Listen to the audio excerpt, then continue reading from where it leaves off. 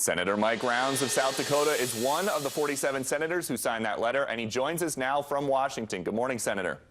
Good morning, Peter. So, Senator, you've been in D.C. just less than 3 months, and you've already got the commander-in-chief saying that he is embarrassed for you because you signed that letter to Iran. Did you think you'd manage to tick off the president so quickly?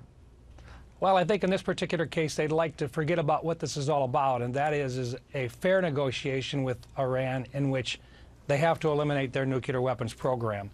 That's what the letter is focused on. That's what we're going to continue to stay focused on.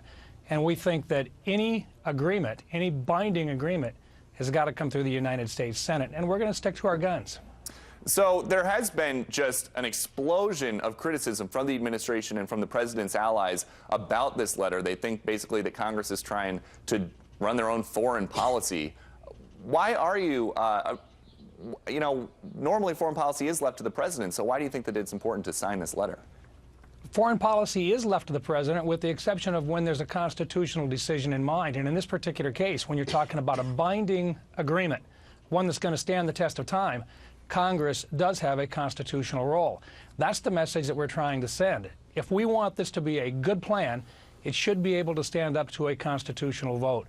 What we think, and the reason why we think that the president was irritated, is because we think they were planning on bypassing the Congress of the United States. And what they wanted to do was to go directly to the UN Security Council. That's our fear. And in doing so, they would do their best to make a deal that we wouldn't have a say in and the American people wouldn't have a say in. We want a good agreement, but we want one that clearly defines what the opportunity is for the Iranians in the future to have any nuclear program. And that is one that only allows for a plan that does not give them any nuclear capabilities for creating a bomb. And Senator, we're going to stay on top of that. One of the other 47 lawmakers who wrote this letter that was addressed to these Iranian leaders, Senator Ron Johnson from Wisconsin, now says that he regrets it was addressed to the Ayatollah. Do you have any regrets? Well, what we wanted was to bring attention to it. We don't think that they understand what's in our Constitution.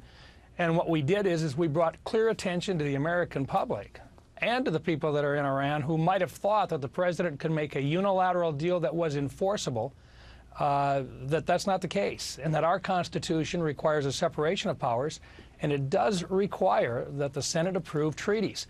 It also requires that if this is going to be a long-lasting, long-term deal, that the Congress should be involved in it. That's and we still think that we're right on that. And last question, Senator. South Dakota, which you represent, long way from Tehran. What are the people back home saying about this? They understand that you cannot have a nuclear Iran. And that's the message that we're going to continue to send. This is about what's good for America long term, not just for the next 2 years. All right. Senator Mike Rounds from our D.C. Bureau. Thank you very much, Senator. Thank you. And